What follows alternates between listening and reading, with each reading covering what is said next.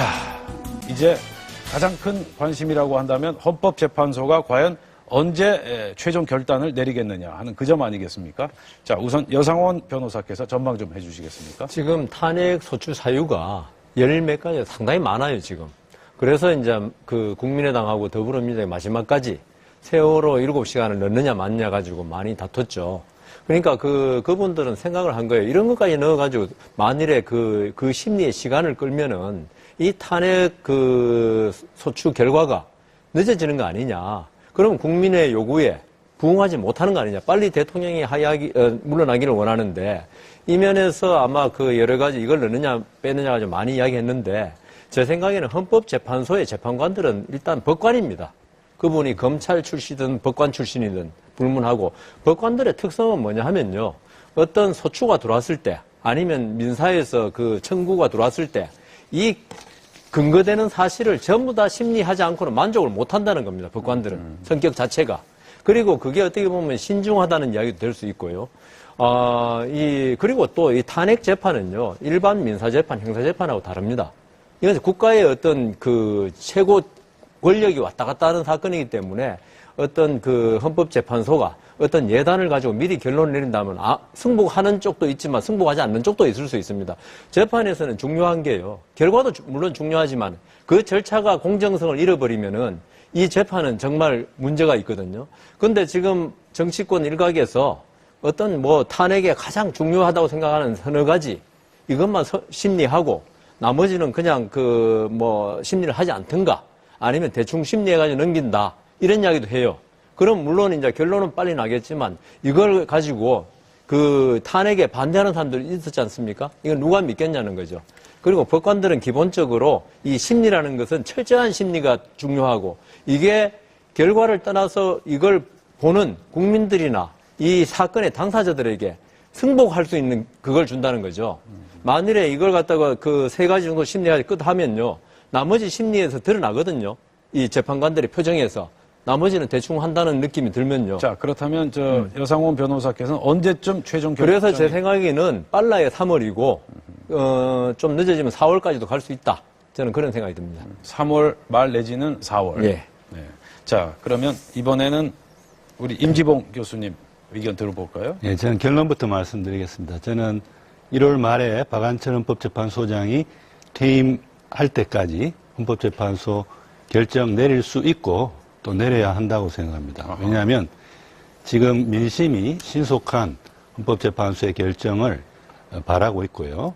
또 무엇보다도 이 대통령의 탄핵 소추 통과로 인한 권한대행체제라는 것은 불안정한 비정상적인 국정수행 상황입니다. 이것을 국익을 위해서라도 최단기간에 끝내는 것이 바람직한 것이고 끝낼 수 있는 방법이 대통령이 스스로 일찍 하야하시면 좋은데 그거는 지금 안 하시니까 헌법재판소가 결정을 빨리 내리는 것이 그것을 최단기간에 끝내는 방법이라고 생각하기 때문이고요.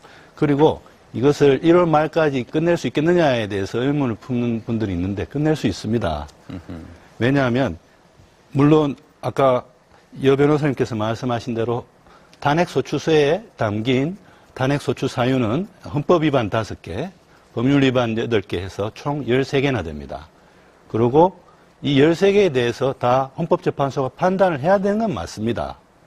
문제는 사실조사입니다. 어떤 판단을 하기 위해서 사실조사를 하는데 예를 들어서 공무상 기밀 누설 같은 거는 이미 검찰 수사에 의해서 검찰이 99% 혐의 입증이 자신 있다고 이야기하고 있지 않습니까? 그리고 언론 보도에 의해서도 이미 많이 밝혀졌고요. 사실관계가요. 또 대통령도 일부 연설문 등에 있어서는 최순실 씨의 도움을 받았다고 시인한 것도 있고요. 그래서 그처럼 사실관계가 이미 많이 드러난 것에 대해서 헌법재판소가 우선적으로 선택과 집중에 의해서 사실조사를 먼저 하면 거기서 만약에 중대한 헌법 법률 위반의 혐의가 입증이 되면 사실은 다른 탄핵소추 사유에 대해서는 판단을 하는데 사실조사를 철저히 할 필요는 없다는 것이죠. 자, 그러면 우리 임지봉 교수님께서는 1월 말까지도 결론을 낼 수 있다. 그럼 예, 그렇게 생각합니다. 그런 입장이시죠. 예, 예. 저 구체적인 얘기는 좀 더 계속 논의를 하도록 하고요. 자, 이번에는 우리 정치평론가 두 분의 견해를 한번 들어보도록 하겠습니다. 헌법재판소가 대법원과 다른 가장 중요한 특징은 헌법재판소는 상당히 정무적인 감각을 중시하는 조직입니다. 그리고 실질적으로 뭐 단적으로 얘기하면 상당히 정치적인 조직이라는 것. 헌법재판소는 단순히 저 헌법이나 법률 또는 이런 사실관계 심리 이런 데 그치지 아니하고 헌법재판소가 그동안 쭉 그 주요한 사안마다 결정을 내린 태도를 보면 사회의 전체적인 분위기 그리고 대다수 국민들의 법감정, 정서 그리고 판결의 시기와 내용이 미칠 사회적인 결과와 파장 이런 것들을 대단히 중시하는 조직이에요. 그래서 최근에 그 10개의 주요 사안을 보면 예를 들자면 김영란법이라든가 간통죄, 사형제도, 행정수도 이런 중요한 사안에 관해서 헌법재판소가 결정을 내린 것 보면 대다수 국민 법감정, 여론조사, 그 국민 정서와 어긋나는 결정이 하나도 없었어요.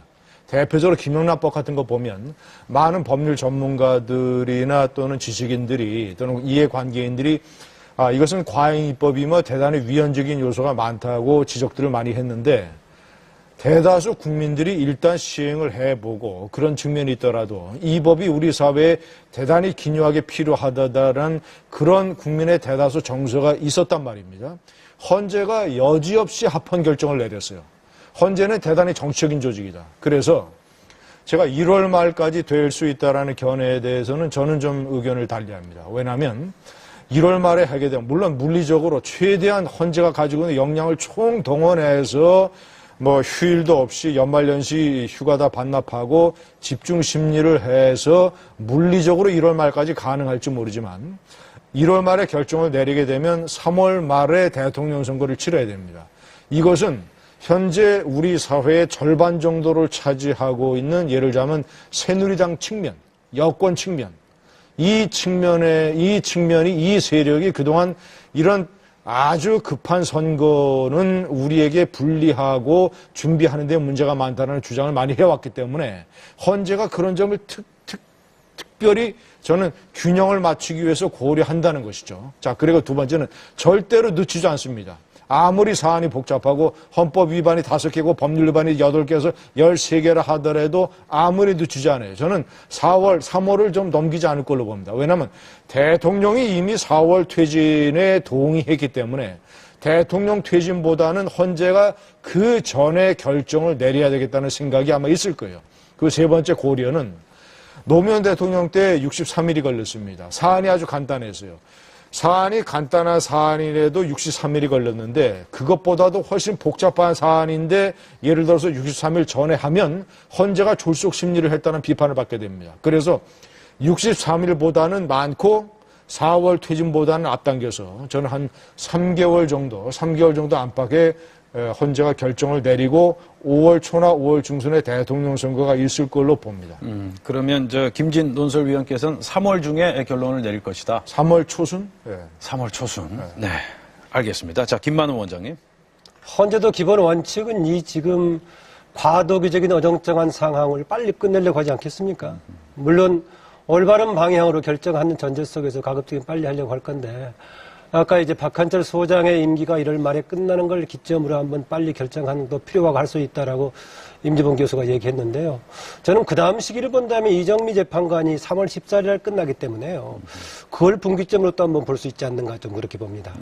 지금 9명에서 박한철 소장이 그만두면 8명이 되는 건데 8명 상태에서 한번 결정해 볼 수 있는 게 3월 14일까지여서 그때도 상당히 결정을 기대해 볼 수 있는 시기가 아닌가 그런 거고요. 아까 사안이 이제 8개에다 5개 가지고 13개끔 되기 때문에 검토할 내용이 많아서 이전에 2004년에 노무현 대통령 탄핵 때보다는 더 좀 복잡할 소지가 있다. 그런 전제가 있긴 합니다. 그러나 대신 정치적인 환경으로 봤을 때는 또 빨리 결정 날 수 있는 다른 특징들이 있다고 봅니다. 한 세 가지 정도가 있는데요. 우선 당시하고 비교했을 때 여론으로 보자면 당시 노무현 대통령 탄핵에 대해서는 부정적인 여론이 훨씬 많았습니다. 물론 노무현 대통령이 선거 관련 발언했던 것에 대해서는 사과하는 게 필요하다는 비율이 훨씬 높았지만은 탄핵 자체에 대해서는 반대하는 쪽이 많음에도 불구하고 당시에 이제 탄핵을 감행했던 거고요.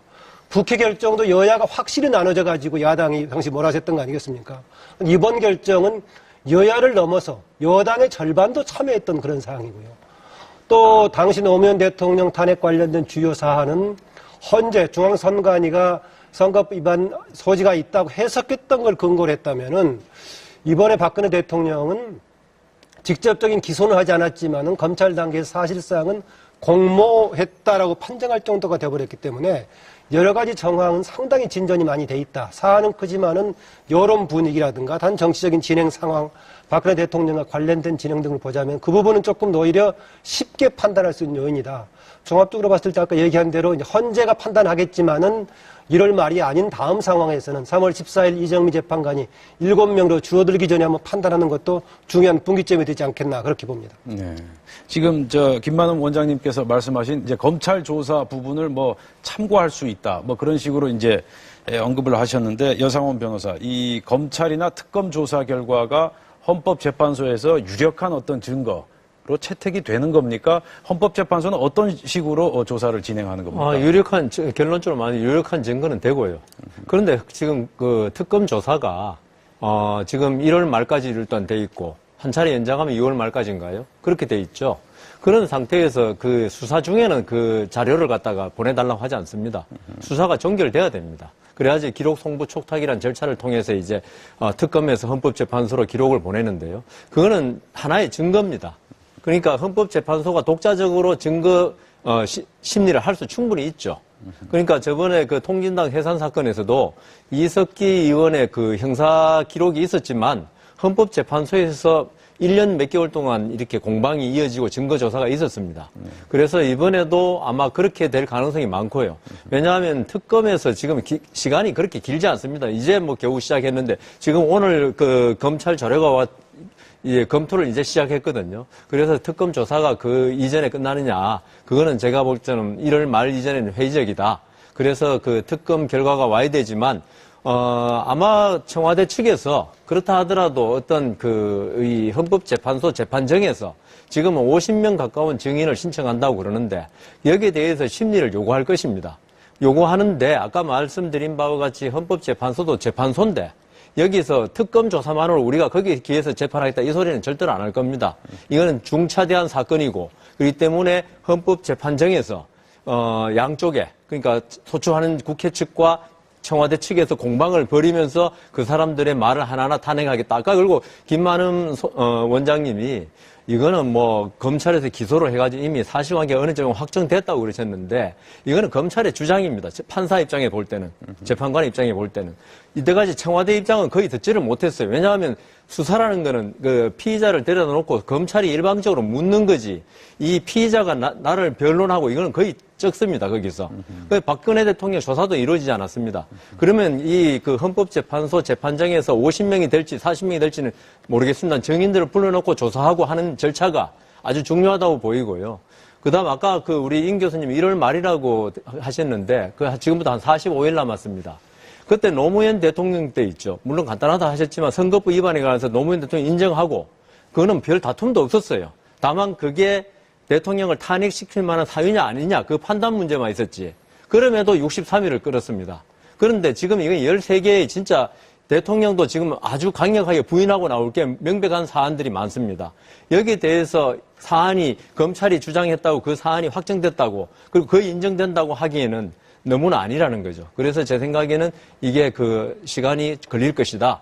그래서 저는 오히려 국회에서 딱 아까 말씀하신 대로 한 언론에서 말하듯이 한 3개 정도 확실한 위반 사유만 넣으면 간단하게 끝날 건데 지금 두 분 말씀하신 거 뭐 이거 그걸로 명백한데 왜 자꾸 넣느냐 그렇게 말하지 않습니까? 그러니까 그 국회에서도 이 3개로 부족하다고 본 거죠. 그게 13개를 넣은 거죠. 그 심리가 시간이 걸린다는 거죠. 어쨌든 지금 양측 지금 두 분 말씀 견해가 다르신데 요즘 나오고 있는 얘기가 어떤 이른바 선별 심리 대한 논란이 일고 있지 않습니까? 그러니까 두세 가지 중차대한 사안에 있어서 형사소추가 인용이 된다면 그거는 이제 인용으로 결정이 날 수도 있다. 아니다. 그렇지 않다. 뭐 이제 그런 의견 차이인데 임지봉 교수께서는 어떻게 보세요? 선별심리란 말은 잘못된 말입니다. 그걸 어제 헌법재판소에서도 공보관을 통해서 우리는 선별심리는 안 한다고 이야기했습니다. 맞습니다. 헌법재판소는 13가지 탄핵소추 사유에 대해서 다 판단은 해야 됩니다. 근데 제가 말씀드린 것은 신속한 결정을 위해서 헌법재판소가 사실조사를 선택과 집중에 의해서 이미 사실관계가 많이 확정된 그러한 것들을 집중적으로 사실조사를 추가적으로 더해서 만약에 위헌이나 위법의 혐의가 입증이 되면 그것으로 바로 탄핵 인용 결정으로 갈 수 있다는 것이죠. 그리고 아까 여 변호사님께서 이제 정인도 지금 50명이 예상되고 이런 말씀을 많이 하셨고 그거를 증거조사를 또 해야 되기 때문에 시간이 걸릴 수밖에 없다라고 말씀하셨는데 일반 형사재판이면 그렇습니다. 그런데요. 우리 헌법재판소법 40조를 보면요. 탄핵 심판의 경우는 형사소송법을 준용한다라고 돼 있는데요.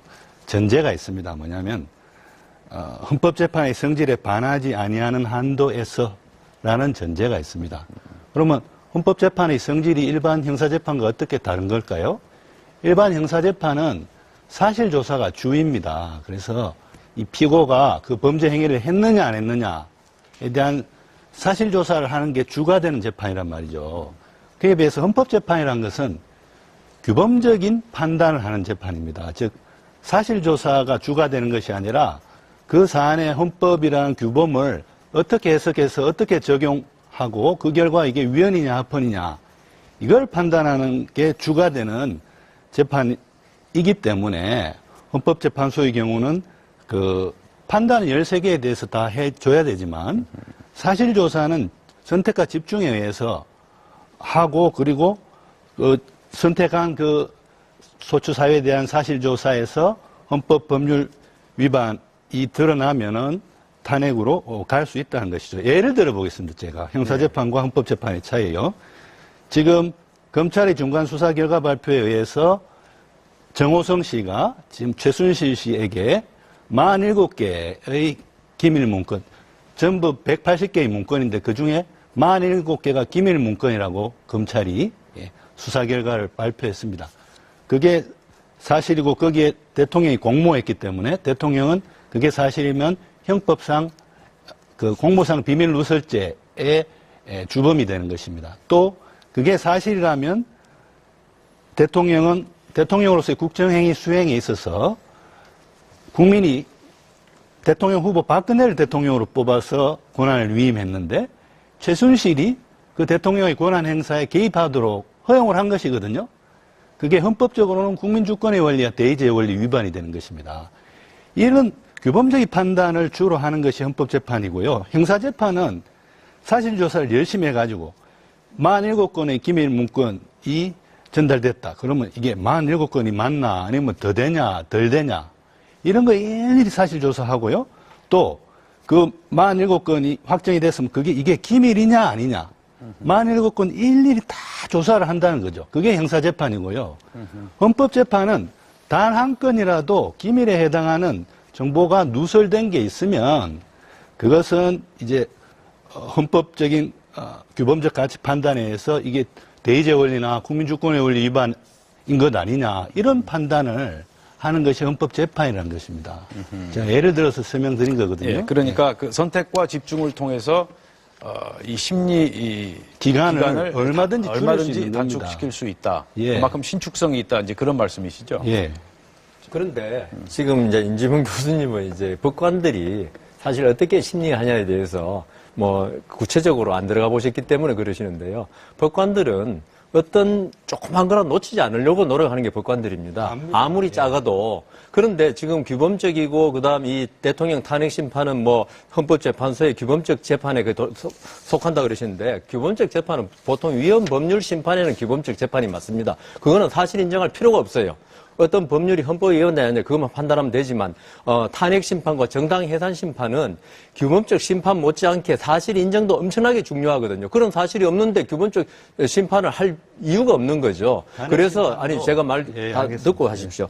저기 대통령 탄핵 심판 아까 말씀드린 대로 이거는 한 나라의 권력이 완전히 없어지느냐 있어지느냐 이런 중대한 문제인데 이걸 규범적 심판이 아무리 중요하다고 하더라도 사실 인정조차 하지 않고 제대로 하지 않고 한다면 그거는 오히려 오히려 형사재판보다도 사실 인정이 더 중요할 수도 있습니다. 그렇지 않습니까? 그리고 아까 선별적 심리 문제 말씀하신 거는요. 선별적 심리를 만일 한 13가지 중에 3가지 하니까 맞다. 이래 나머지 심리를 소홀히 하면요. 주문을 아르게 주게 됩니다. 이건 인용이다. 이런 재판은요. 우리 법관들 세계 속설로 주문은 자기 아버지한테도 안 가르친다는 이야기가 있습니다. 그 당사자가 이 사건의 결론을 알아차릴 정도면 그 재판은 잘못된 거거든요. 그래서 제 생각에는 뭐 선택과 집중이라고 하지만은 이 선택과 집중이 청와대 측이나 국회 측에 벌써 드러날 때는 그 재판은 신뢰를 못 받는 거고 이게 결론이 아무리 탄핵 인용으로 간다 하더라도 그 재판은 역사에서 옳지 않은 재판으로 기록될 것입니다. 네. 자, 반론. 예. 방금 여 변호사님께서 법관들의 습성이 그렇지 않다. 법관들은 사실조사를 철저히 하려 할 거다. 그러면 헌법재판관 안 해야죠. 민형사재판을 하던 법관으로 있으려면 그냥 계속 그 민형사재판관을 하면 되는 거고, 헌법재판은 그런 민형사재판관은 다른 겁니다. 그 규범적 판단을 하는 것이고, 따라서 규범적 판단을 할 때는 그 사실조사에 있어서 일일이 47건에 대해서 이게 다 뭐 문건이 누설된 게 맞느냐, 또 이게 기밀사항이냐 아니냐, 이거 일일이 판단한다고 시간을 보내면 안 된다는 겁니다. 제 이야기는. 오히려 거기에 헌법의 어떤 조항을 어떻게 해석해서 적용해서 위헌이나 합법 판단할 것이냐, 이 규범적인 가치 판단이 훨씬 중요하다는 것이고요. 또 탄핵 심판에 있어서는 사실조사가 굉장히 중요하다. 위헌법률 심판에는 덜 중요해도 그렇게 말씀하셨는데, 탄핵 심판도 헌법재판의 하나입니다. 헌법재판은 다 규범적 판단이 주가 돼야 되는 그러한 판단입니다. 헌법재판에 5가지 유형이 있지 않습니까? 그 똑같이 다 규범적 판단입니다. 자, 그러면 앞으로 이제 그 헌법재판소의 심리 진행되는 상황을 지켜볼 필요가 있을 것 같습니다. 두 분 말씀 잘 들었고요. 자, 그러면 이제 헌법재판소의 판결은 판결대로, 결정은 결정대로 지켜봐야 될 것이고, 자, 어쨌든 지금 탄핵 정국이 계속되고 있습니다. 이 탄핵 정국이 앞으로 있을 대선에 어떤 영향을 미친다고 보십니까? 제가 판단할 때는 두 분이 이제 헌법재판소에 관한 토론을 잘 해주셨는데, 저는 우리나라의 헌법재판소가 상당히 지혜롭기 때문에 많은 국민이 걱정을 하지 않아도 된다고 봅니다. 충분히 나름대로의 신뢰성을 보여주면서 또 시기적으로도 효율적으로 결과도 국민 다수가 국익에 도움이 되도록 할 걸로 보고, 그런 측면에서 보면 일단은 국회가 탄핵소추안을 의결한 것은 제가 봤을 때 전체적인 국면에서 커다란 고비를 넘었다. 이미 저는 쉽게 얘기하면 박근혜 대통령은 국민과 이별했다고 봅니다. 이미 박근혜 시대는 끝났어요. 왜냐? 설사 헌법재판소가 탄핵을 기각한다 하더라도, 박근혜 대통령은 이미 4월 퇴진이라고 하는 새누리당의 당론에 동의했기 때문에 기각하더라도 4월 이전에 제가 판단할 때는 박근혜 대통령은 퇴진할 겁니다. 자진해서 하야할 겁니다. 만약에 기각된다 하더라도. 탄핵이 되면 말할 것도 없고, 탄핵이 되면 3월 달에, 제가 판단할 때는 3월 달에 탄핵이 돼서 5월 달에 대통령 선거를 치르게 되는 것이죠. 그래서 저는 박근혜 대통령 시대는 이미 끝났다. 박근혜 대통령과 국민은 이미 이별을 했다. 저는 특검이 조사를 해서, 수사를 해서 새로운 내용이 추가되고 밝혀지고 이제 앞으로 국정조사, 이번 주에 있게 되는 국정조사에서 새로운 증인이 나와서 국민들의 관심을 다소 좀 더 끄는 측면이 남아 있지만, 그것이 전체적으로 이 사안의 본질과는 상관이 없는 것이다. 대통령은 끝났고 이제 모든 것은 5개월 내지 6개월 동안에 이 황 총리 권한대행 체제로 헌법상 권한대행 체제가 안정적으로 나라를 이끌어 갈 것이며, 조금 후에 우리가 토론하겠습니다만 여야정 협의체라는 것도 저는 대단히 비현실적이고 안 될 걸로 봅니다. 그것도 위헌적인 것이고 이제 지금 새누리당이 저 분열과 혼란 속에 분당 뭐 이런 파동이 있는데 조속한 시일 내에 저것도 수습이 될 것이고 제가 결론적으로 얘기하면 여야는 아주 신속한 속도로 대통령 선거 전국으로 빠져들 것이다. 그리고 저는 지금 많은 국민이 적지 않은 국민이 우려한 대로 우리 사회가 대통령 탄핵으로 인해서 생긴 혼란은 지극히 적을 것이다. 그래서 이미 모든 판은 짜여졌고 내년도 대통령 선거 국면으로 치닫고 있다고 봅니다. 이미 일정상 대선 국면으로 갈 수밖에 없는 거 아니겠습니까? 당장은 이제 박근혜 대통령 국회 탄핵 소추 가결에 따른 나머지 전국 조금 정비하는 과정이 있을 겁니다. 일단 새누리당 내부에서 이제 분당 문제가 논란이 되고 있기 때문에 그런 문제가 있고요.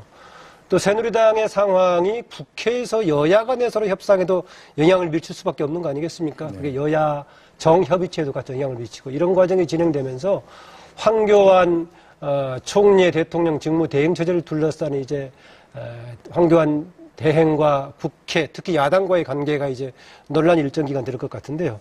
나머지는 박근혜 대통령 퇴진이 남긴 개인의 퇴진 문제뿐만이 아니라 그게 남긴 체제적인 과제가 무엇이나 정치적인 정책적인 과제가 무엇이나 이거를 두고 이제 정치 세력 간의 논란이 제기되겠죠. 그게 또 차후에 대선 일정과도 관련이 돼 있는데요. 그중에서 가장 근본적인 문제를 제기하는 그룹 중에 한쪽이 박근혜 대통령의 문제가 근본적인 구조적인 배경에는 제왕적 대통령제가 있다. 이런 주장하는 쪽들은 이제 개헌 문제를 던지고 나올 겁니다. 그런데 이게 시간이 장기간 간다면은 4월 넘어설 정도로 간다면은 그게 들어갈 여지가 있겠지만은 저는 1월 가능성이 있나 모르겠는데 3월 정도까지 끝난다고 했을 경우에는 탄핵 헌재 재판하는 기간이 그렇게 여유가 있지 않을 것이다. 그래서 바로 대선 국면에 들어갈 소지가 있다고 봅니다. 그렇게 된다면 이제 대선 국면을 둘러싸고 이미 확정이 돼 있는 쪽은 문재인 전 대표가 포진하고 있는 더불어민주당 정도고요. 나머지 세력들은 뭔가 새롭게 정비해야 될 상황입니다. 그러면 이런저런 대선 후보군과 맞물려 가지고 정계가 재편되는 그런 움직임이 전개되는 시간이 당분간 시작이 될 거다. 그렇게 봅니다. 네. 제가 이제 질문을 드린 요지는 이 탄핵 정국 속에서 우리 국민들이, 유권자들이 향후 대선에서 어떤 지도자를 선택할 것인가. 좀 더 제가 구체적으로 말씀드리면 그러니까 어떤 새로운 지도자를 원할 것인가 아니면 좀 안정적인 지도자를 원하겠느냐. 이제 이런 구체적으로 이제 이런 얘기를 할 수 있을 텐데 자, 법률 전문가지만 여상원 변호사. 제 생각에 지금 이번 대통령 탄핵이 박 대통령이 잘못한 게 이게 보수냐 진보냐의 문제가 사실 아니거든요. 진보 정권에 충분히 일어날 수 있는 일이 지금 보수 정권에서 일어난 거 아닙니까? 그렇지만 국민들은 이걸 보수 정권의 어떤 부패, 무능함으로 지금 치부하고 있는 측면이 분명히 있습니다. 이번 탄핵으로 말미암아 가지고 그렇다면 이번에 보수 정권이 한 10여 년 정권을 가져왔었는데 역시 보수 정권은 좀 부패 무능이다. 이런 덧씌우기가 지금 행해질 가능성이 많지 않습니까? 이런 경우에 보수가 다시 이제 일어서야 되는데 만일 대선을 한다면 지금 현재 상황에서는 보수는 지금 인물이 없지 않습니까? 이게 과연 어떻게 보수가 헤쳐나갈 것이냐. 그것 때문에 사실 새누리당에서 비박과 지금 친박이 치열하게 다투고 있는 건데 비박은 그렇다 하더라도 우리는 깨끗한 보수다 이런 걸 내세우려고 지금 계속 탄핵에도 찬성하고 한 거고요. 그렇다면 지금 새로운 인물 지금 대선이 지금 어떻게 될지는 아직 모르지 않습니까? 1월 달에 만일에 아까 말씀대로 탄핵이 끝난다면 3월 말 내에 대선이 이루어지고 이렇다면 보수는 거의 한번 후보도 제대로 못 내어서 링에 오르지도 못하고 지금 시합이 끝나는 상황이 될 수 있거든요. 다만 이제 반기문 총장이 지금 1월 중순에 들어온다 그러고 지금 반기문 총장의 지금까지의 행태로 볼 때는 120% 대선에 출마한다는 이야기를 합니다. 이분이 근데 친박으로 갈 가능성이 지금 없다고 보이죠. 거의. 지금 이렇게 질이 멸렬한 그리고 지금 국민의 지탄을 받고 있는 친박에 가가지고 무슨 대권을 바란다는 건 그건 이제 연못구어라고 그러죠. 나무에 가서 지금 물고기를 구하는 셈이 될 건데 그렇다면 결국은 비박 또는 제3지대 지금 말하는 김종인 대표의 어떤 개헌론, 그다음 안철수 대표도 이때까지 개헌 반대하다 개헌을 다시 주장했습니다. 물론 본인의 지지율이 거의 8% 이렇게밖에 안 되니까 그런 면도 있지만, 그다음 정의화 전 의장의 어떤 제3지대론, 여기서 아마 반기문 총장을 적극 영입해가지고 이번 대선을 치러보려고 지금 하고 있을 건데요. 과연 어떻게 될지 저는 아주 궁금합니다. 자, 이 대목에, 자, 김만원 원장님. 네, 어쨌든 간에 이번에 이제 국정농단이란 것이 반성적인 과제를 많이 던져줄 겁니다. 그럼 어떤 사람이 돼야 될 것인가? 그런 분위기를 잘 살려야 될 것인데요. 아까 잘 지적하셨는데, 일단 국정농단에 대한 국민들의 자괴감이라든가 성토 분위기는 보수, 진보, 여야를 넘어선 분위기 아니었습니까? 그게 또 탄핵이 성사되는 배경이 됐고요. 그런데 이제 정치가 진행이 되다 보면 일정하게 또 정파적인 대립이 불가피하게 생길 가능성이 있습니다. 모르겠습니다. 이번 계기로 해가지고 기존의 보수 진보를 넘어서는 새로운 세력의 구심점이 생기는지 모르겠는데 그렇게 된다고 하더라도 역시 대립은 갈라지면서 대립하게 될 거라는 것인데 이 후유증으로 박근혜 대통령과 최순실 주변 사람들의 책임이 크지만은 역시 함께했던 정당의 파장은 굉장히 클 수밖에 없다라는 겁니다. 어제 그 보도에도 나왔지만 한국일보와 한국리서치가 조사한 결과에 따르면은 새누리당이 분당해가지고 새로 창당했을 비박 중심의 신당과 친박당의 지지율이 나왔는데, 비박 신당의 경우에 13.5%가 나왔고요. 친박당은 4.9%가 나왔습니다. 그러면 지금 친박이 중심이 돼서 당이 간다고 하면은 앞으로 물론 변화의 과정이 있겠습니다만은 사실상 그 정도밖에 못 받는다는 것이죠.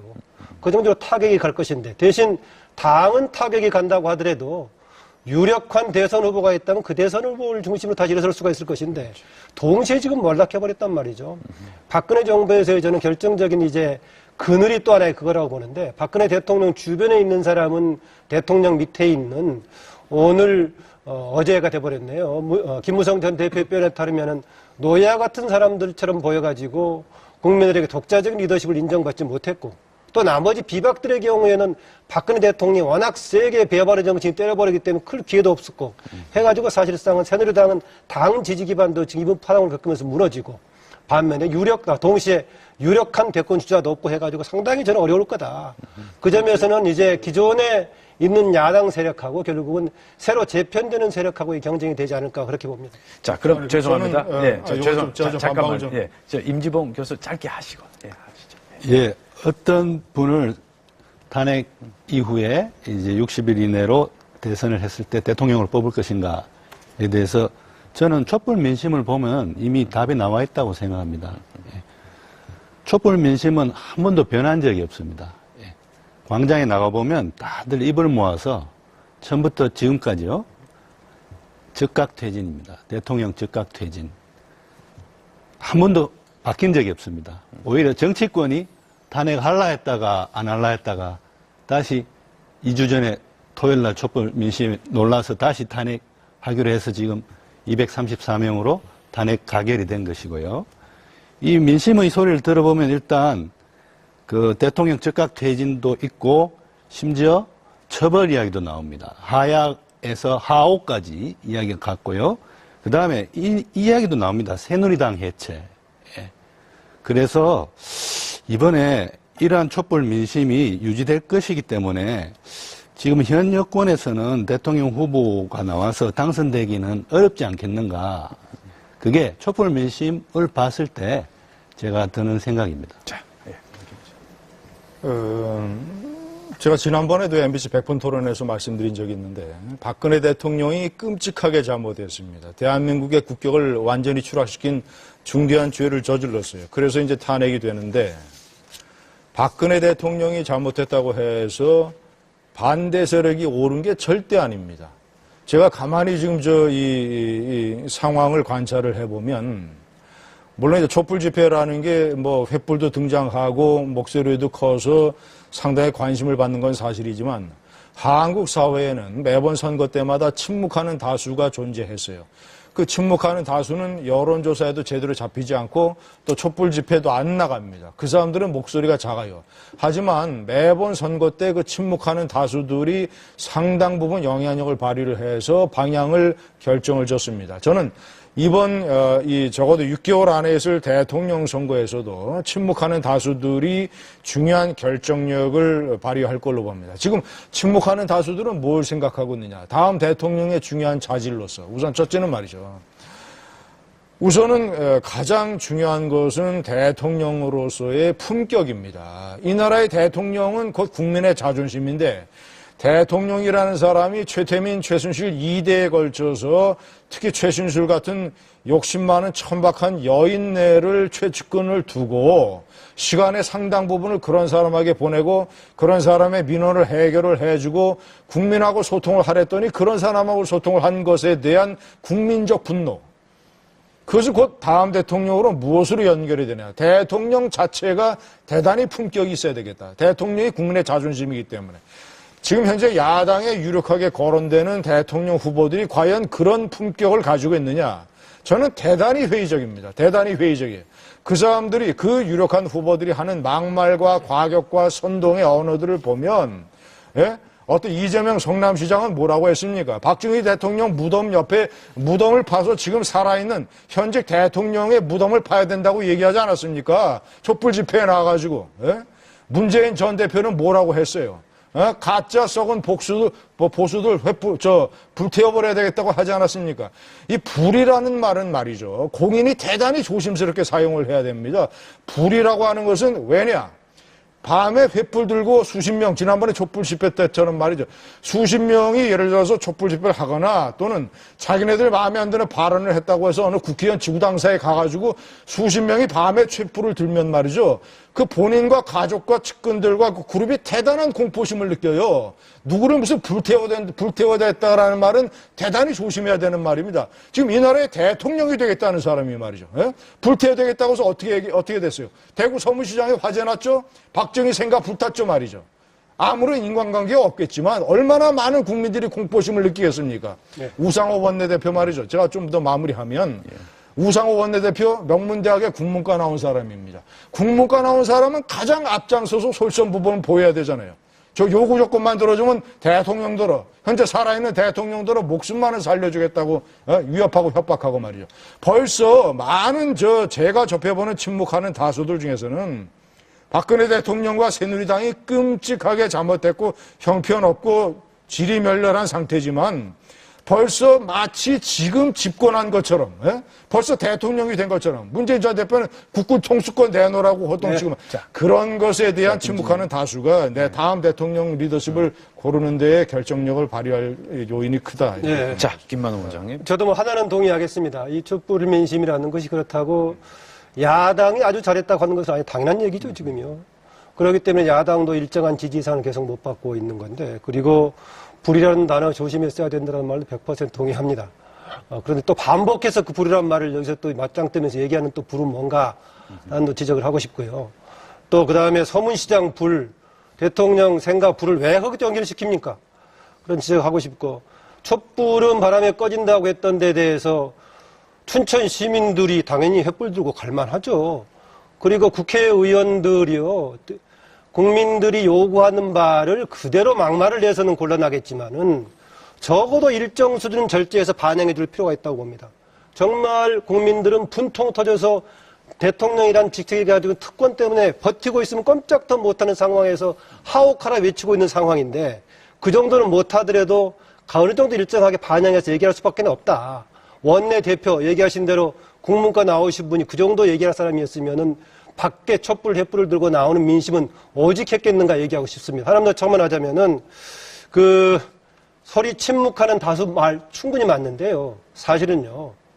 촛불 100만 나온다고 하더라도 침묵하는 다수가 다른 생각이라면은 촛불에 100만, 200만하고 다른 생각이라면 힘을 못 씁니다. 10만이라고 하더라도 침묵하는 다수가 동조하고 있다면은 힘을 발휘합니다. 이번에 그래서 100만, 200만의 촛불이 대단한 영향을 미칠 수밖에 없었던 것은 거기에 참석하지 않는 상당수의 침묵하는 사람들도 거기에 동조했기 때문입니다.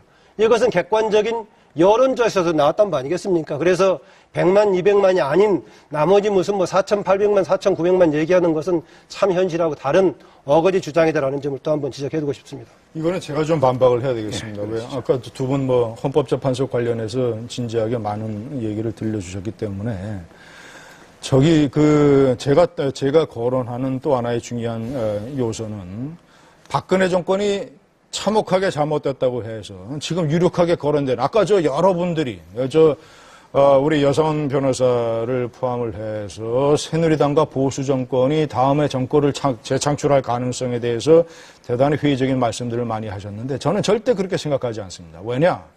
우선 첫째는 말이죠. 자, 지금 저 야당의 넘버원 대통령 후보인 문재인 전 대표. 문재인 전 대표는 노무현 대통령 정권의 2인자였습니다. 명실상부한 2인자였어요.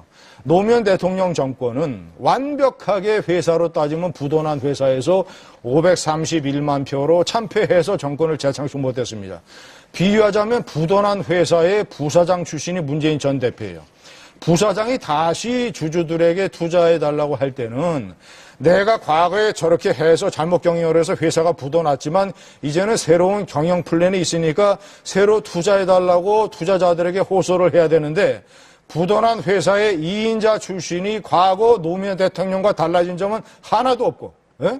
저는 그래서 본인이 썩은 보수, 가짜 보수라고 많은 지칭을 했지만 저는 얼마나 문재인 전 대표가 새로운 보수인지 저는 모르겠어요. 아무런 차이점은 저는 발견하지 못했어요. 문재인 전 대표가 만약에 지금 새누리당의 질의멸렬한 것을 딛고 본인이 정권을 잡으려면 내가 과거에는 내 회사가 부도났는데 이제는 그렇게 하지 않겠다라는 거를 얘기를 해야 되는데 지금도 뭐라고 얘기하냐면 말이죠. 당장 대통령이 탄핵 소추됐다고 해서 대통령도로 퇴진하라는 거예요.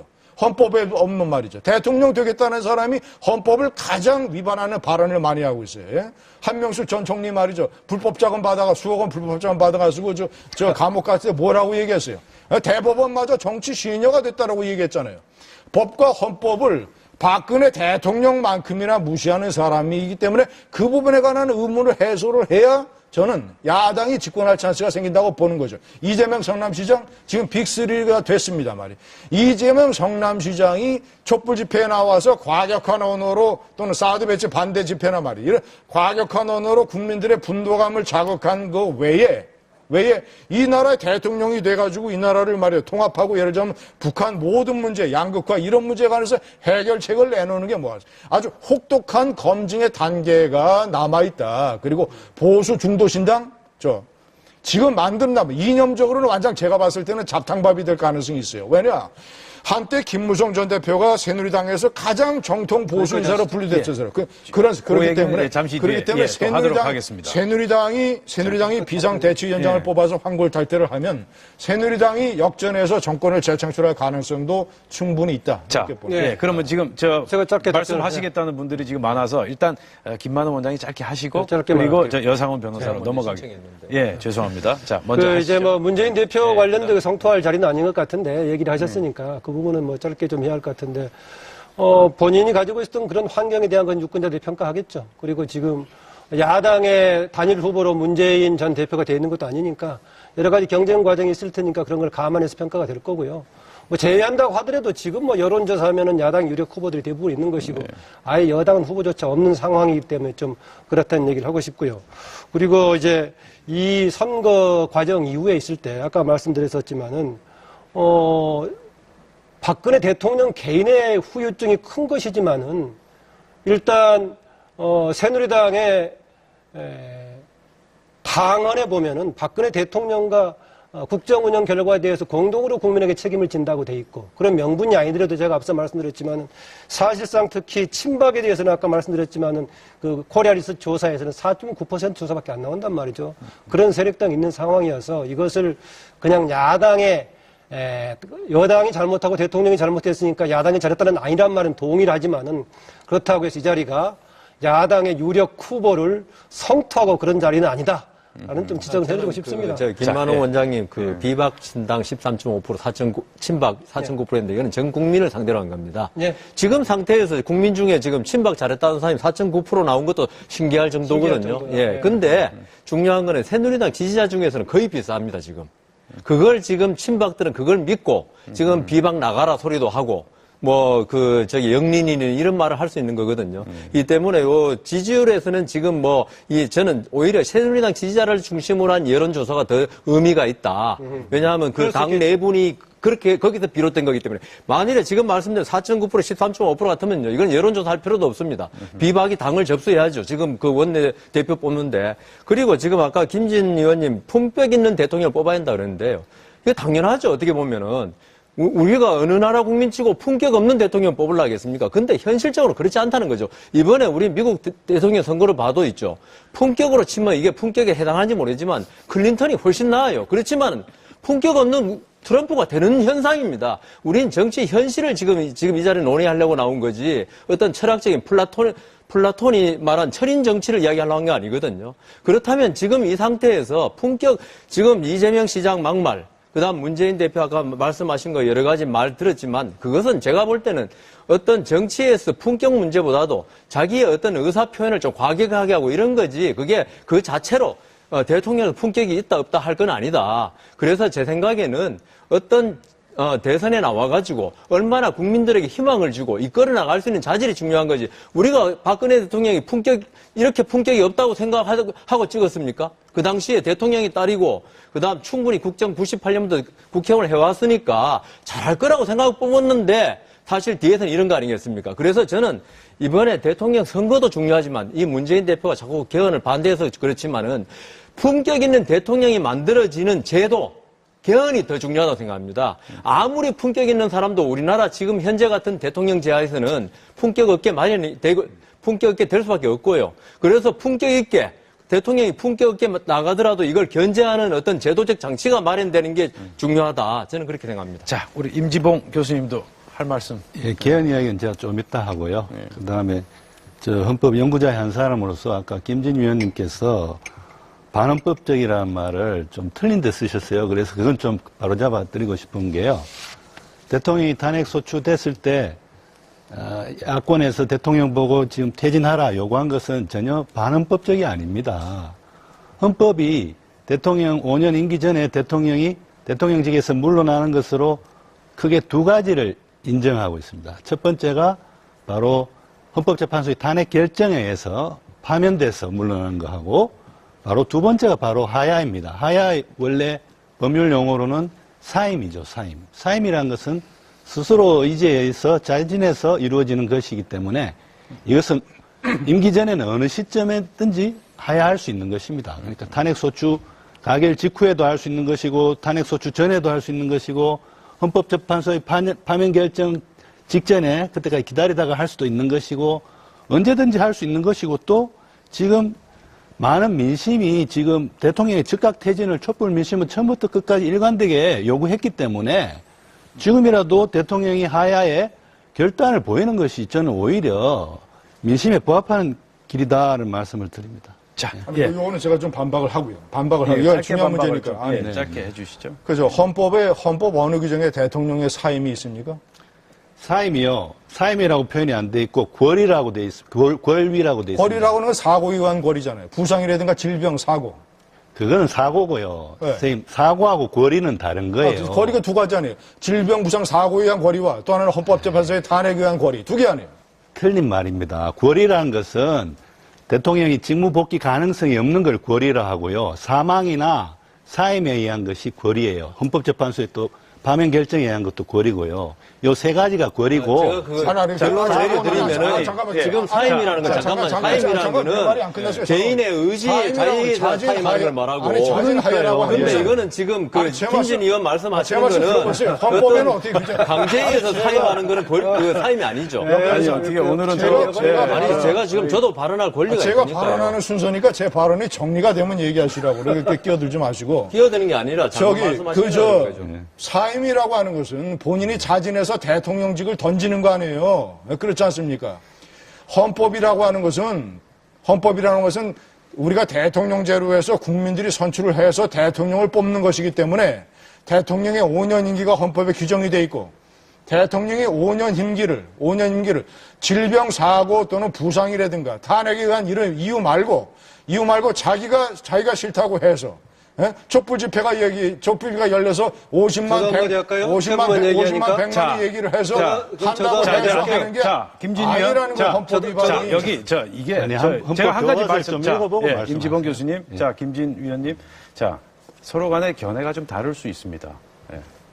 자, 상당히 디테일한 부분은 나중에 우리가 토론이 끝난 다음에 티타임 가지면서 또 얘기를 할 수 있고, 자, 오늘 이 방송을 지켜보는 시청자를 좀 기준으로 해서 시청자를 위해서 자세를 좀 임해 주셨으면 좋겠고요. 얘기를 해서 내가 아니라고 반박을 하는 건데 왜들 자꾸 그러는 거예요? 아니라고 반박을 하는 저도 좀 얘기할까요? 많은 게 다 정리가 김진미원, 제가 이렇게까지 말씀을 드린데도 계속 하시겠습니까? 그러니까 사회자의 말씀을 존중을 하는데 내가 이제 그만 좀 해주시겠습니까? 불란한 게 아니라 반박을 한 거라 이 말. 그러니까 이 정도 서로 충분히 반박을 했다고 생각을 하고요.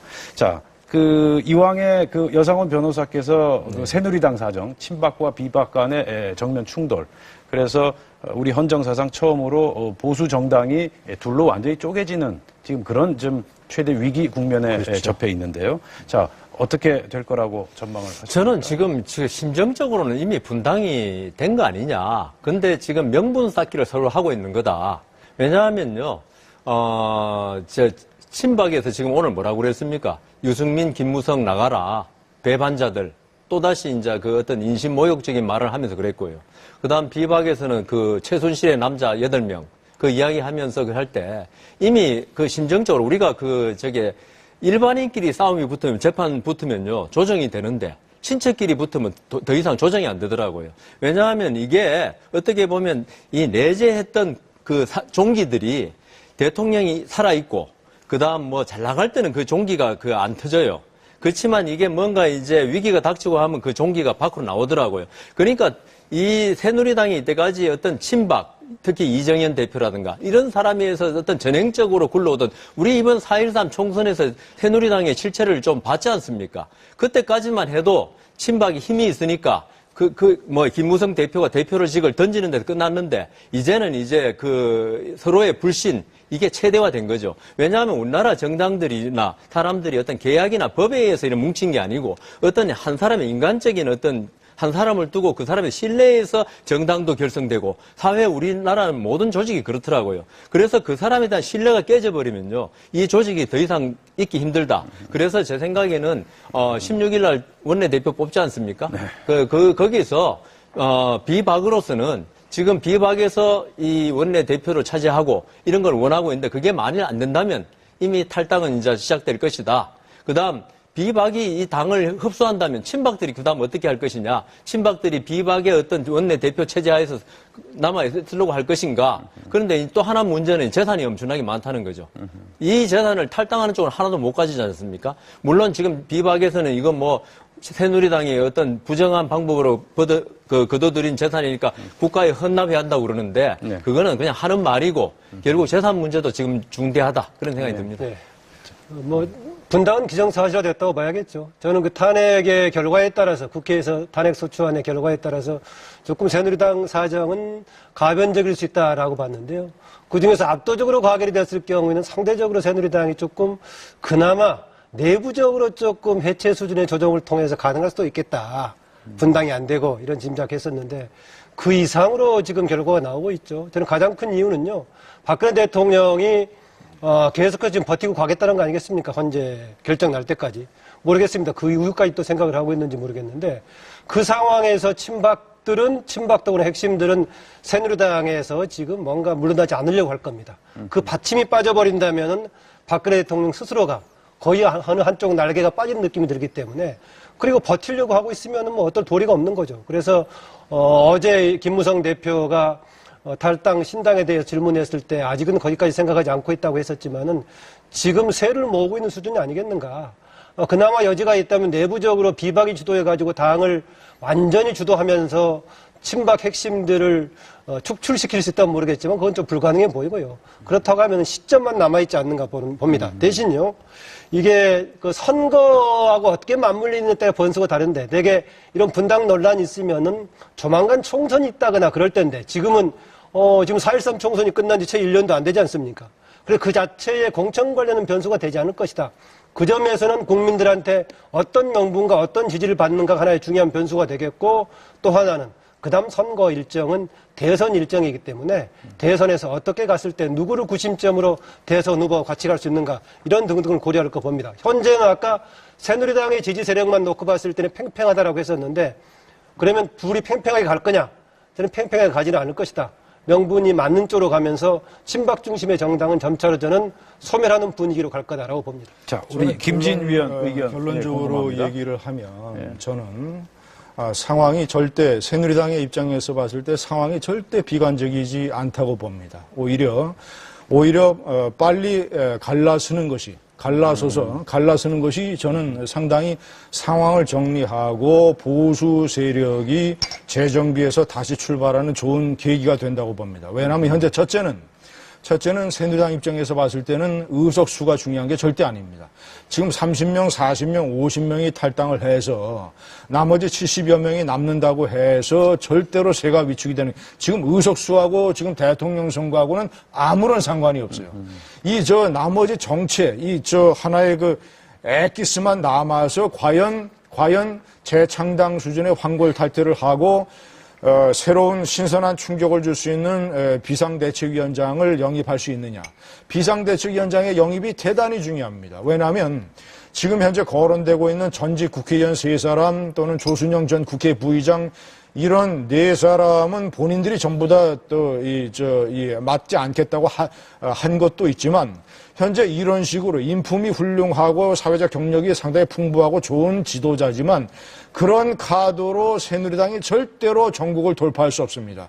새누리당은 국민에게 신선한 충격을 줄 수 있는 획기적이고 참신한 어떤 의회의 비정치권 인사, 장외에서 상당히 젊고 역동적이고 개혁적인 인사, 이런 사람을 비상대책위원장으로 영입을 하고 그 사람을 중심으로 해서 환골탈퇴하는 대대적인 보수 개혁 작업을 이뤄내고, 그래서 대통령 후보 경선을 외부에서 참신한 뉴페이스도 영입을 해서, 아까 여러 사람들이 보수는 눈을 씻고 봐도 사람이 없다고 했는데 저는 절대로 그렇게 생각하지 않습니다. 나타날 겁니다. 5개월, 6개월 있어 나타나고, 자, 그렇게 해서 새누리당은 이제 당명도 바꾸겠죠. 그렇게 해서 재건을 해서 가고. 한 가지 좀 여쭤볼게요. 물어보세요. 지금 제가 궁금한 건 지금 친박과 비박이 함께 간다는 걸 전제로 하신 겁니까? 아니면 보수 신당이 새로 출연을 한다, 그 가정을 하고 지금 말씀을 하시는 거죠? 두 가지 경우에 모두 다 해당이 되는데, 현재로 봤을 때는 분당 쪽으로 지금 가고 있는 국면 아니겠습니까? 네. 자, 그런데 시청자분들을 위해서 잠깐 설명을 해드리면, 분당을 해서 제3중도 정당이 생기면 기존의 새누리당은 훨씬 더 유리한 상황이 됩니다. 왜냐하면 지금 현재 안철수의 국민의당이 가장 두려워하는 게 뭐냐면, 대통령 선거 때 진보좌파 진영에서 무조건적인 후보 단일화, 거센 압력이 닥칠 것으로 예상이 되는 것이죠.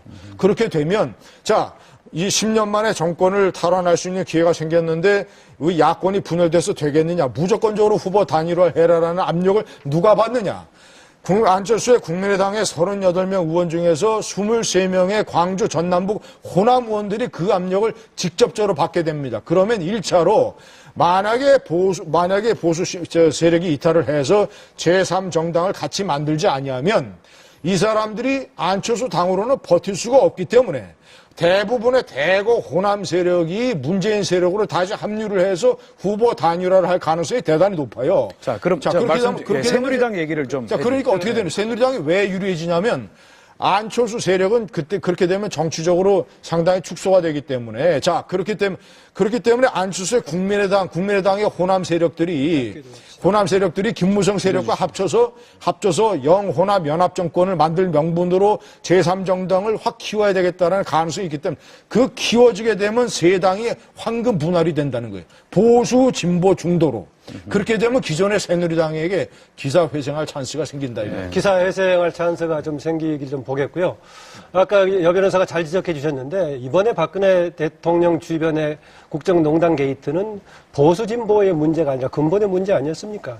그 점에서는 이제 새누리당으로 남아서 한다는 것이 보수를 정립하는 것이 아니라, 핵심이 남는다고 하면은 게이트에 동조했던 핵심들이 남는다고 국민들이 평가하는 것이지, 보수 세력의 번산이 전부 남아있구나, 그렇게 보진 않을 것입니다. 그 부분은 오히려 김무성 전 대표가 어제 지적을 잘 했는데요. 그동안에 뭔가 지적했던 사람들이 이정현 대표라든가 이장우 최고 등이 지적하는 게 배신을 지적하는데, 배신의 기준은 국민을 향해서 하는 것이지 박근혜 대통령에 대한 무조건적인 충성의 배신의 기준은 아니거든요. 그 점에서 만약 이런 논란이 진보라든가 보수의 이념을 둘러싼 논란이 제기됐다면은 새누리당이 보수를 정비하면서 어떻게 할 수가 있겠지만은 바로 국정을 농단했던 보수 진보를 떠나서 이런 것에 핵심 세력이 남아있는다고 하면은 그 오히려 덫은 강하게 강조가 되면서 국민들로부터 오히려 지탄의 대상이 될 가능성이 크다 저는 그렇게 봅니다. 자, 그럼 여상원 변호사께 한번 여쭙겠습니다. 지금 김만흠 원장께서 말씀하신 대로 친박 중심의 새누리당이 과연 앞으로 빛을 발할 수 있겠느냐, 정당으로서 존속할 수 있겠느냐, 어떻게 보십니까? 그거는 지금 그 친박이 지금 바로 이정현 대표라든가 그 최순실의 남자 8명 같이 그렇게 언사를 갖다가 매번 한다면은요, 오히려 국민의 지탄을 받죠. 존속하는 게 문제가 아니라 저거는 진짜 없어져야 될 정당이라고 이번에 박근혜 대통령의 이 문제는 있죠. 아까 말씀하셨다시피 박근혜 대통령을 좋아하고 싫어하고 문제가 아니고 이래서는 안 된다는 문제였거든요. 그런데 지금 이정현 대표나 이런 분들은 하시는 말씀이 그래도 우리는 박근혜를 위해야 한다, 호위해야 한다 이런 이야기를 하는 거는요. 제가 볼 때는 이거는 정상적인 판단이 아니라고 봅니다. 이거는 어떤 종교적인 신념이지. 그래서 저는 그 새누리당의 친박이 지금과 같은 태도를 취한다. 이건 패족 정도가 아니고 거의 사라질 것이다. 그리고 아까 그 김준희 의원께서 새로운 인물 보수 쪽에 됐는데요. 제가 얼마 전에 읽어본 미국 정치학 책에 의하면요. 보수와 진보가 어떤 선거에 패배했을 때 가장 큰 차이점이 진보는 새로운 인물을 영입한답니다. 새로운 그 이념을 도입하고. 그런데 보수는 어떻게 하냐면 새로운 인물보다는 우리가 어떤 절차에서 잘못해졌다는 생각을 가지고 새로운 인물보다는 지금의 인재 풀에서 어떻게 해보자. 이런 게 가장 큰 차이점이라고 그랬거든요. 제가 저는 뭐 앞으로 새누리당이 어떻게 될지는 모르지만, 저는 김진 의원님 생각과는 반대로 새누리당이 어떤 새로운 인물을 혁신적으로 영입하는 거 잘 못할 것이다. 저는 그렇게 생각합니다. 그래서 제가 이제 그 반박을 하면, 그래서 제가 여러 차례 그 결론적으로 말하지 않습니까? 자, 첫째는 지금 저 친박 지도부가 완벽하게 물러나고 일종의 정치적으로 서랍 속에 들어가는 것. 예? 자, 두 번째는 그래서 친박이 비박도로 대통령을 탄핵을 했다고 당신들은 배신자유라고 얘기하는 것은 대단히 잘못된 겁니다. 그것은 당파적 논리에 따라서 세상을 보는 거예요. 그렇지 않습니다.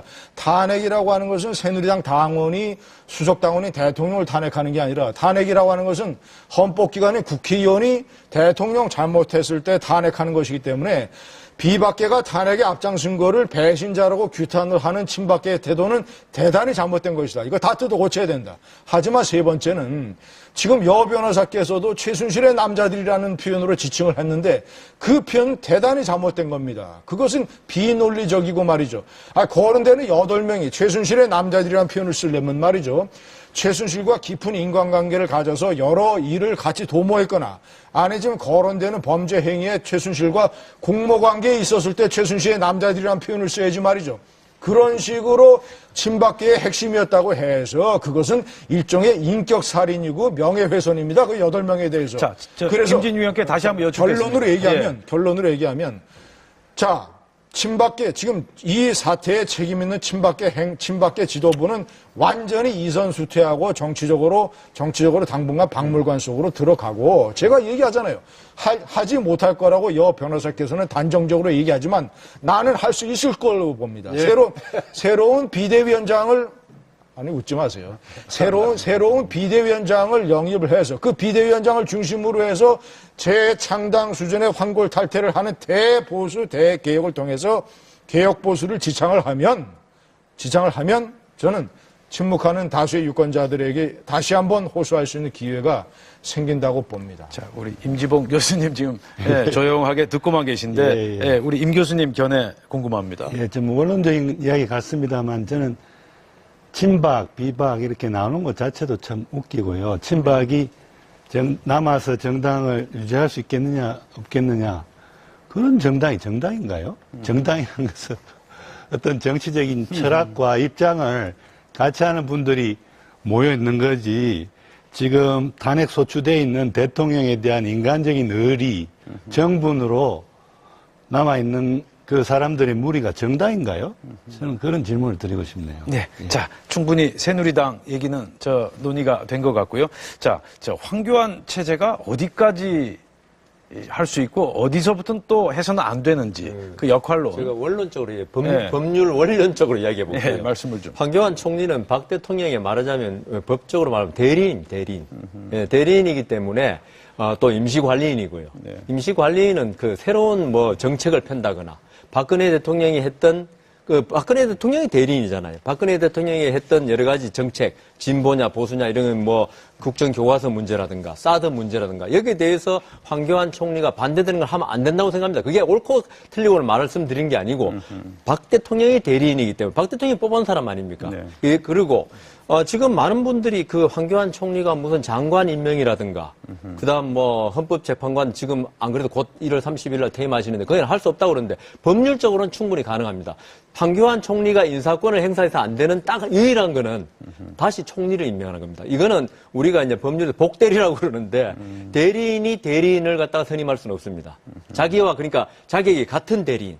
그렇기 때문에 제 생각에는 국민이 황교안 대통령을 뽑고 대통령이 총리에게 권한을 준 것은 황교안 총리까지다.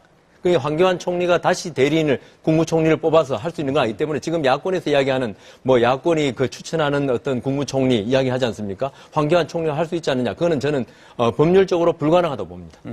자, 방금 대리 복대리 개념을 쓰셨는데 그건 민법 개념이고요.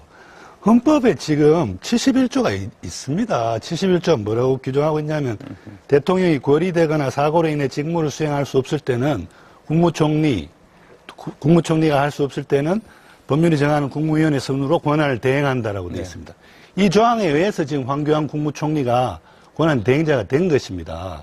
그런데 문제는 이 권한 대행자의 직무 범위가 어디까지냐와 관련해서 사실은 법이 없습니다. 법률 규정이 없기 때문에 사실은 그 부분은 학자들이 학설로서 메우고 있습니다. 학자들의 학설은 거리와 사고의 경우를 구분합니다. 거리라는 것은 사망 등으로 인해서 대통령이 직무 복귀 가능성이 없는 경우입니다. 그 경우는 권한 대행도 대통령의 권한에 준하는 권한을 행사할 수 있습니다. 그렇지만 사고, 이번처럼 단핵소추 결의됐다. 저는 뭐 그럴 확률은 거의 없다고 봅니다만 만약에 헌법재판소에서 그게 기각결정을 받으면 대통령이 복귀하지 않습니까? 네. 복귀했을 때 예를 들어서 대통령의 기본 정책을 바꿨다든지 아니면 중요한 인사권을 행사해놨다. 권한대행이 대통령이 돌아왔을 때 문제가 될 수 있잖아요. 네. 그렇기 때문에 학자들의 지배적인 견해는 사고로 인한 이번처럼 사고로 인한 권한대행자의 직무 범위는 소극적인 현상유지적인 권한 행사에 안정된다라는 게 지배적인 학자들의 견해고요. 그렇게 봤을 때 헌법재판소장이라든지 헌법재판관 후임에 대한 임명 권은 그것은 권한 대행자가 현상 유지적인 차원에서 행사할 수 있는 소극적인 권한 행사의 범위를 넘는다라고 많은 학자들은 보고 있는 것이죠. 네. 그런데 만약에 이것이 여야 국회와의 합의하에 어떤 소장을 뽑고 임명하고 권한 대행이요 또 재판관을 임명한다면 그것은 어느 정도 헌법적인 뒷받침을 받아서 그거는 가능할 수가 있겠습니다. 그런데 만약에 권한 대행이 독자적으로 그냥 대통령의 권한이니까 내가 대행한다는 식으로 하면서 헌법재판소장이나 헌법재판관을 임명하는 것은 그것은 학자들의 견해에 의하면 그거는 불가능하다라고 본다는 것이죠. 자, 짧게 하나 제가 지금 그럼 상징적으로 질문을 드리겠습니다. 만약에 그 백악관 입성을 앞둔 도널드 트럼프와 황교안 총리 권한대행이 정상회담을 할 수 있습니까? 없습니까? 원칙적으로는 헌법에 대통령의 권한을 대행하는 사람이 지금 황교안 총리이기 때문에 쉽게 얘기하면 대통령과 똑같이 봐야 됩니다. 황교안 총리를. 대통령과 똑같이 봐요. 미국 트럼프와의 한미 정상회담이 지금 한국의 안보 상황이 터져가지고 말이죠. 예를 들어서 상상해 보세요. 북한이 엄청난 어떤 군사적인 도발을 했다. 그래서 긴급히 한미 정상회담이 필요하다. 황교안 권한대행이 미국에 가서 정상회담을 해야죠. 할 수 있고. 형식적으로는 대통령이 할 수 있는 모든 걸 할 수 있는 겁니다. 예? 자, 그런데 그래서 지금 한 가지 중요한 지금 논의되고 있는 것 중에서 우리 사회가 아주 크게 잘못하는 게 뭐냐면 여야정 협의체라는 것은 잘못된 거예요. 이것은 헌법 위반입니다.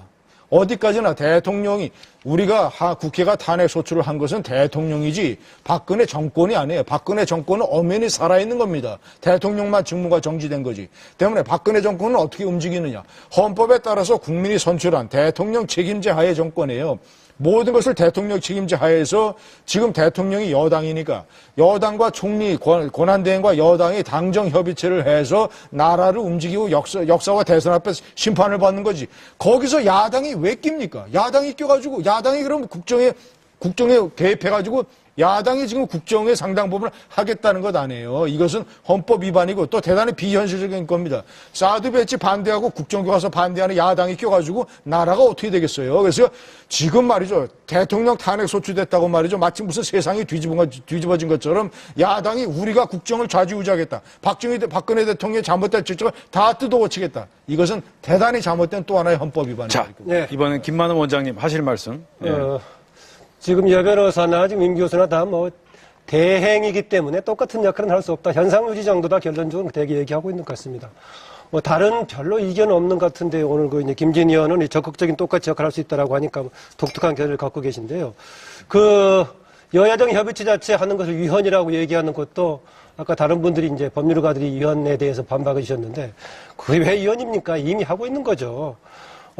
헌법에도 정해져 있는 거고요. 대통령은 국회에 가서 의견을 제출할 수 의견을 표시할 수 있는 것이고, 국회는 정부의 의견을 들어서 현실 진행에 대한 사안을 들을 수 있는 거고요.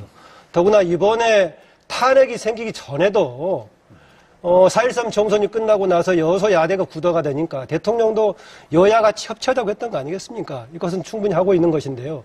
더구나 지금은 대통령 리더십이 붕괴되어 있습니다. 물론 황교안 총리가 대행을 하고 있지만은 황교안 총리도 사실상 그 옆에 아까 김진희 의원 표현에 따르면 부사장을 했던 사람이기 때문에 역시 리더십을 독자적으로 발휘하기는 한계가 있는 거 아니겠습니까? 집권 여당도 지금 사실상 친박 비박해가 이런 상태에서 어려운 상태입니다. 그나마 당이 안정돼 있다면은 또 대행이 과거 노무현 대통령 때 고건 총리가 했던 대행처럼 조금 다른 보완적인 성격을 가지고 있었다면 모르겠는데 굉장히 리더십이 취약한 상태입니다.